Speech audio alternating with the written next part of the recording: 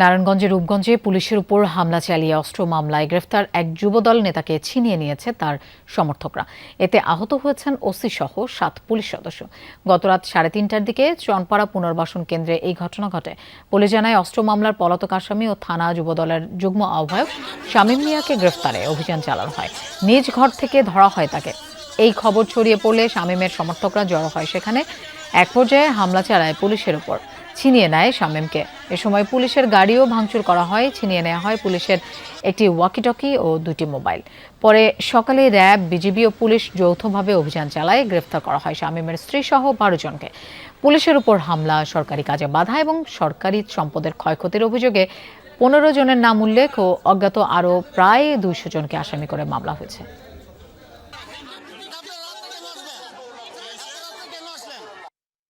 স্থানীয় আরও কিছু মাদক ব্যবসায়ী এবং স্থানীয় কিছু জনগণ নিয়ে পুলিশের সরকারি কাজে বাধা দেওয়ার চেষ্টা করে এবং পুলিশের সাথে এক পর্যায়ে একটু ধস্তাধস্তি হয়। এই ধস্তাধস্তিতে আমাদের বেশ কয়েকজন পুলিশ সদস্য আহত হয়েছে। তারা আমাদের রূপগঞ্জ স্থানীয় হাসপাতালে চিকিৎসা নিয়েছে। আচ্ছা, র্যাব এবং বিজিবি পরবর্তীতে সকালে আমাদেরকে সাপোর্ট দেয়।